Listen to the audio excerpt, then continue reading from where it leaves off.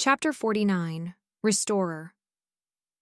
We left Marcus and Didyme alone, or relatively so. We didn't go far, just went to talk about the other 5 blast victims in a separate room. Don't turn her, at least not yet. My mother warned Marcus before departing, and he nodded once. We should probably bring in the families one at a time, my mother said, starting to pace. Renata followed her around, a blank, distant look on her face. Addie, there's no way to get back the people they originally were? Since Addie was more actively involved in the conversation, I took over translating for John. Not really, no, Addie said. They don't contain those memories anymore, or not accessibly. If I'd read them ahead of time, maybe it could be done. As is, the best I can imagine doing would be to read their social circles and give them an idea of who they're supposed to be from outside perspectives. And I'm not sure if that would hold. Can we turn them into other dead people? My mother wanted to know. Or are they stuck like this? It would be worth a try if that were a desirable outcome, Addie said. I think Didyme and John were resurrected, as it were, because they were very young at the time they were read. It's probably just a coincidence that they actually died shortly afterwards. Well, most very young vampires Aro read only when they were young did die shortly thereafter. But that's not why those 2 instead of someone older. There's no obvious reason that, say, this gentleman couldn't turn into the 400 BCE edition of Stefan. I just don't think we can turn him into the 500 CE version. She pointed at one of the mnemic overload victims who did indeed vaguely resemble Stefan. Stefan? My mother asked. I'm not saying we need another Stefan. One is probably enough, and think of how confused Vladimir would be. I'm just pointing out that this guy looks sort of like him, only taller, Addie said. Depending on how flexible the recognizing oneself in the mirror thing is, there's at least a dozen vampires we've got backed up that he could be convinced he is, and similar options for the others. If Sukhothai hadn't left already, maybe she or I could mess with their colouring and get more variety. I suppose that much could be accomplished with ordinary hair dye and makeup. I see, my mother said, scrutinizing the patients with a frown. We need to bring in the families, everybody in the immediate family of each patient one at a time. Paula's first, since I imagine Didyme and Marcus want her turned promptly, and I think they should know what's going on first. Addie, will you handle that? Call them and set up appointments with one family per day for the next 6 or 7. Tell them to come in through the office building entrance, and we can have you meet them there. Sure thing, said Addie, and she slipped out into the hallway. Elspeth, if you don't mind, I'll want you at those meetings to help the information be met with something other than inconvenient disbelief. My mother went on, okay. And now that Jacob is no longer up at bizarre hours negotiating the long-term plans of the wolves, she added, and is heading up the pack that works for me, tell him he needs to get his sleep schedule under control and have at least 2 wolves following you around as bodyguards. He should probably take at least one of those slots himself when he's awake. I don't think you're overwhelmingly likely to be attacked, or I'd want you to stick with me and your daddy and Renata 24 hours a day, but it would be good to have you visibly guarded anyway. I nodded, waited a moment for further instructions, and ducked out when there were none. Jake was disgruntled about being awoken after only 6 hours of sleep, but grudgingly acknowledged that if we were going to be in town for another week dealing with blast victims, it was probably worth his time to become vaguely diurnal again. I told him what my mother had said about keeping a guard detail on me, and he summoned Grace to join him in flanking me everywhere I went for the rest of the day and tagged Embry and Gwyn to take the first night shift. Is it pretty definite who's in your pack to stay now? I asked. Let's see if I remember everybody, he said sheepishly. Grace and Embry and Gwyn, Zach. Paul? No, not Paul. I have it written down somewhere, he added, fumbling around in one of the drawers in his room. Eventually, he came up with a wad of euros and an untidily scrawled chart of which wolves were going where, which I scanned and memorized. Jake's pack was the largest, Becky's the second, even if one didn't count Cody, but none of the wolves under Jake were likely to bring children with them. Hey, Jake said. Is Maggie still around, or did she go home already? I owe her money. He brandished the bills. She's around, I said, but might not be for that much longer. Her witchcraft doesn't totally overlap with my dad's, but it's close enough that I think she's just going to head back to Wexford and live her life like before with Gianna and Molly. I'm not sure what Ilario and Kath are planning to do. I don't owe Ilario or Kath money. Do you have anything pressing going on, or can we find Maggie and pay her back? I'm free until Paula's relatives show up, I think, I said, and I led him and Grace into the compound and along halls until we found the lie detector's temporary room. She'd taken over Jane's, and I repressed a shiver as I leaned into the open doorway. Maggie? Maggie looked up from Jane's jewelry box, which she was apparently looting. A string of pearls dangled from her hands, and she'd already sorted the top tray into 4 piles. Hi, Elspeth, what's up? She asked. I believe I owe you 100 euros, said Jake, handing over the money he'd counted out. Maggie plucked it from his hand, recounted it, and put it in her pocket. Thanks, she said. Are you going home soon? I asked. Yeah, I have a flight up tonight, Maggie said. Would have gone yesterday when the bulk of the other non-essential personnel cleared out. But Kath and Ilario can't make up their minds about whether they're going to live with me and Gianna or in Swindon yet. And I'm trying to balance going home to my family pronto with being able to tell Molly when she should expect to see her Unclario again. Are you stealing Jane's jewelry? Asked Grace, peering at the pearls that Maggie was still holding. Jane is dead, Maggie pointed out innocently. I asked Alec, her only surviving relative and therefore totally the executor of her estate, if he cared what happened to her stuff, and he said no, so I'm looking through it. Why do you want some of it? She had ridiculous amounts. I think Aro might have given her something expensive and shiny every time she had a birthday. That was actually true. Although she'd worn out or lost or sold a fair fraction of the pieces over the years to avoid being buried under them. This is box 2 of 6. Grace blinked, then glanced at Jake for permission, got a shrug, and started rummaging through what Maggie hadn't already claimed. Isn't looting fun? Maggie asked, humming to herself. I guess my dad probably knows what's going on and would tell my mom, I said dubiously. And my mom would have said something if she objected, but... said Maggie. She rules the world now. Why bother with how a dead evil girl's stuff is disposed of? I guess some of the stuff in the treasury would be worth her hanging on to, the historically significant antiques and whatnot. But she's not going to stop me from taking this beautiful hair clip, I think. Maggie tucked an enameled pin into her curls. Or giving my maid a pretty bracelet. Other people are going through the other rooms. You could take some stuff, Elspeth. I bet you know where everything you'd like is. Grace retreated from the heap of jewelry to stand at my shoulder again, newly ornamented, but I didn't want anything of Jane's. I'll think about it, I said, idly contemplating the other deceased owners of nice things and what they'd have left behind. I didn't think I'd wind up taking any of it. I wasn't much for jewelry anyway, and somehow didn't think it was going to be a limited resource in my future if I changed my mind. My mom was having enough fun with being the Empress of the Golden Empire that I wouldn't be astounded if she had a crown made for me and insisted that I wear it to official functions, with such functions to be concocted out of thin air later. Grace wanted to alert everyone else in the village to the looting opportunity, and I didn't have any reason to direct her elsewhere. So back we went. Paula's relatives arrived that afternoon, just her parents and both of her brothers. Her sisters-in-law and her nieces and nephews were home. I suspected that it would be up to her more immediate family what, if anything, to tell them. Jake and Grace and I waited with Addie for them to arrive at their appointment. This doesn't look like a hospital, said Giotto, the elder of the brothers, as they walked into the office building that contained one of several entrances to the Volterra compound. It was, in fact, not even slightly a mental hospital. The offices in the building were mostly financial and legal. But we didn't stay in the building long. This way, please. I addressed the Grecos, catching their eye. Who are you? Asked Reno, the middle Greco child. My name is Elspeth Cullen, I said, glancing at Addie. Dr. Cullen and I'm Dr. Bauer, are the world's leading experts on mnemic disorders. Addie inserted smoothly. Until we were in the compound itself, we weren't going to start telling the truth. The facility where Miss Greco is staying is not here. This is just the most convenient entrance. Please follow us. Using the key that allowed the building's elevator to drop as far as the basement level, we accessed the tunnel that led to the compound. What kind of hospital has a tunnel entrance?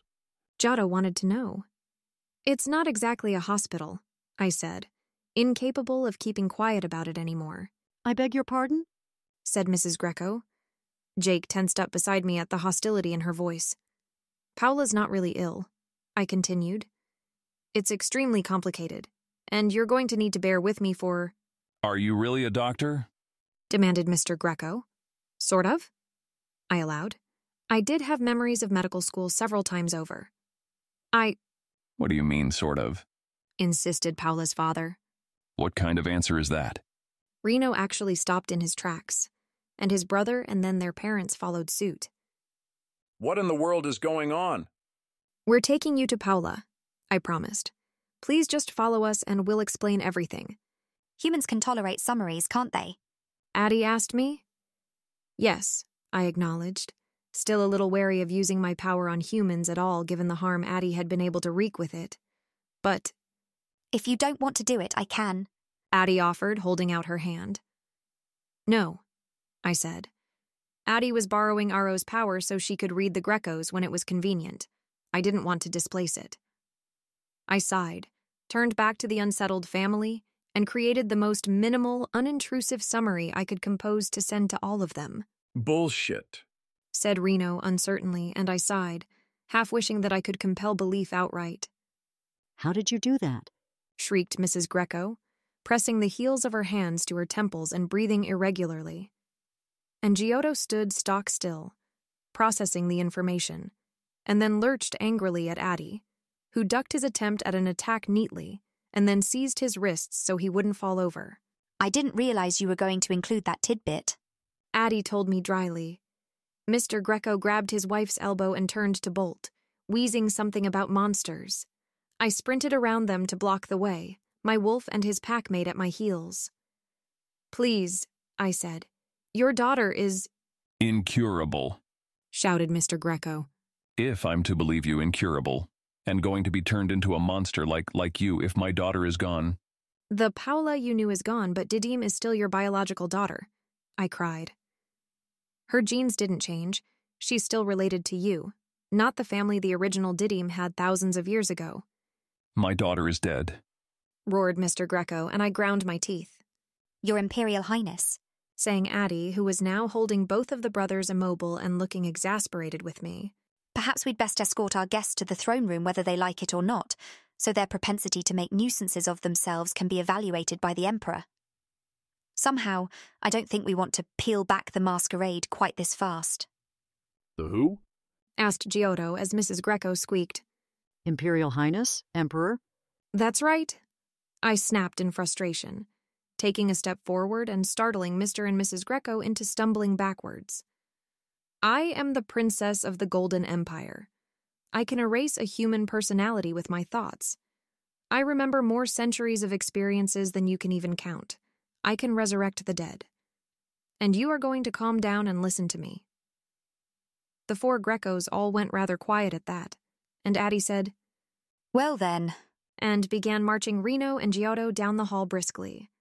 I made an expansive gesture, inviting Mr. and Mrs. Greco to go under their own power ahead of me and the two wolves, instead of needing to be hauled as their sons were. Mr. Greco's mouth worked soundlessly for a moment, but finally he put his hand on his wife's shoulder and they turned and continued towards the compound. Resurrect the dead? Asked Reno in a small voice halfway to the compound. Select eligible dead individuals, I muttered under my breath. Subject to terms and conditions. Side effects include human sacrifice. Void where prohibited. What? He asked. Not Paula, I can't bring her back, I said a little louder. She wasn't backed up. Backed up like a computer? Asked Giotto, sounding queasy about applying digital terminology to his sister. Something like that. Paola was overwritten with the memories of a woman who was backed up right before she died, I said. And even if Paola had records kept, she was a human. And our theorizing suggests that being human would make her unresurrectable anyway, said Addie. And now she's Didyme, murmured Mrs. Greco, scrunching her eyebrows together as she processed the summary. Yes, I said, keeping it simple. I didn't think it would make them feel any better to describe how happy Marcus was to have her. In fact, It seemed likely to be a bad idea to require the Grecos to interact with Marcus, possibly ever. Anyone that happy about what was, to them, a tragedy would probably be painful to be around. For her part, Didyme was very gracious to the Grecos. She clasped their hands warmly and greeted her brothers by name, having been coached ahead of time on what they were called, and her parents as Mama and Papa, which words she'd learned for the occasion in spite of knowing no other Italian.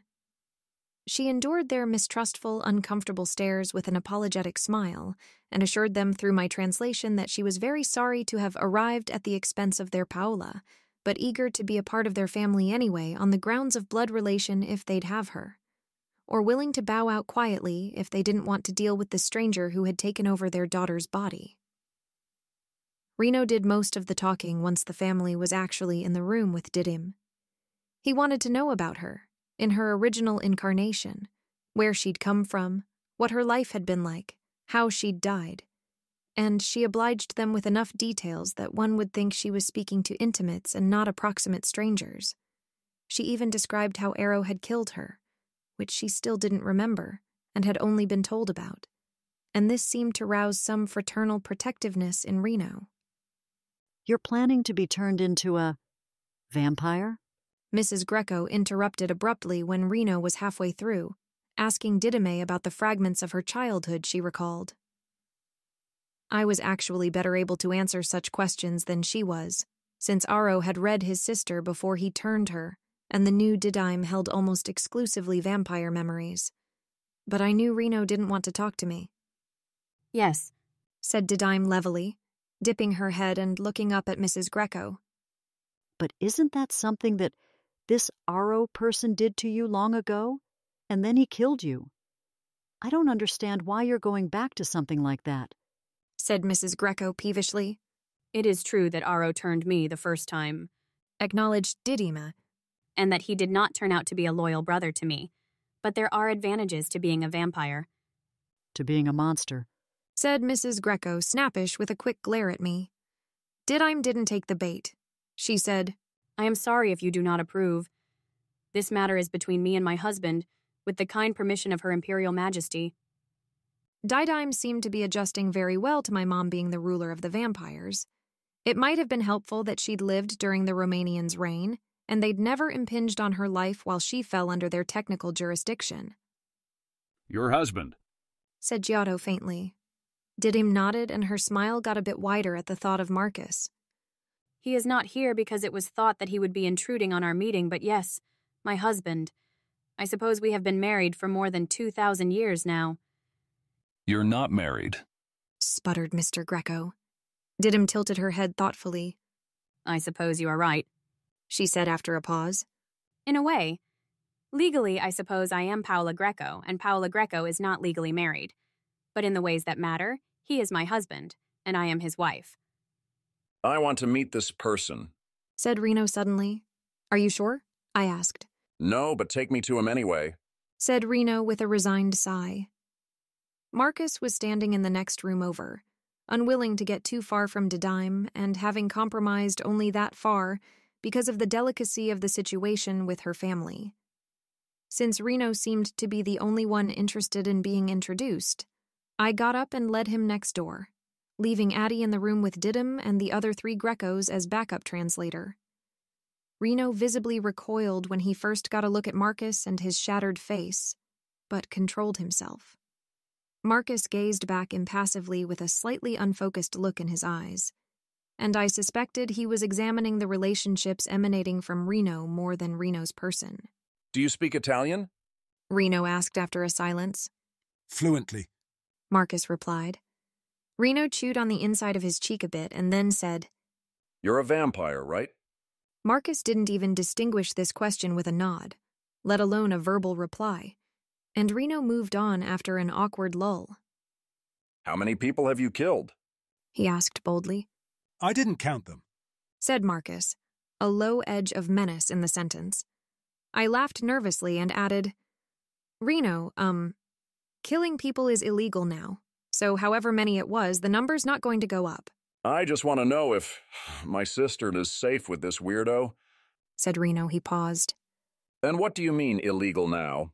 I mean illegal for vampires as declared by an authority that could conceivably enforce it, I said. For all practical purposes, vampires have never been subject to human authority. Marcus, meanwhile, did not exactly draw himself up to his full height, because he hadn't been slouching, but he did adjust his shoulders and peer down at Reno in a way that Reno obviously found intimidating. Suggest that I would mistreat Didim again. He invited in a soft growl. I'm just concerned. Shrieked Reno, shuffling backwards almost into the hall. Calm down. Last month my sister's name was Paula, and the most challenge I had to deal with in a given day was my daughter's colic, and you were dermatologically impossible.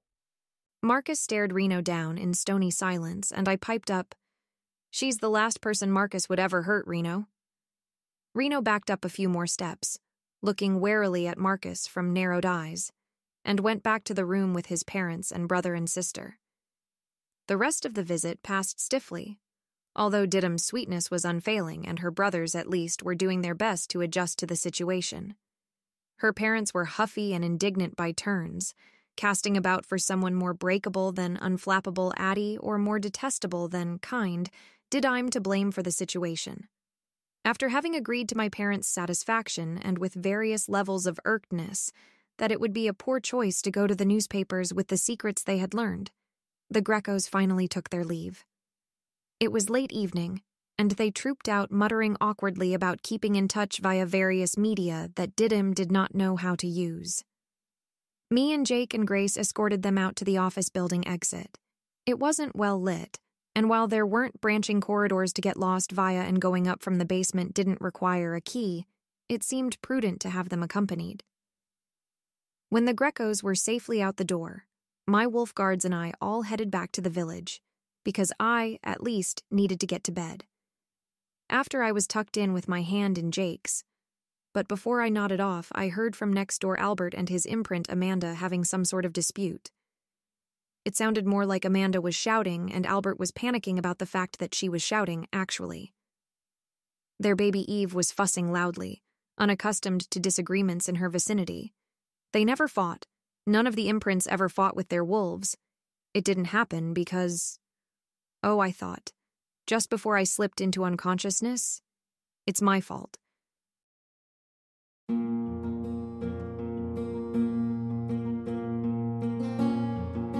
This has been an AI reading of the Rational Twilight fanfiction Luminosity by Alicorn, licensed under an Attribution Non-Commercial Share-alike 4.0 International Agreement.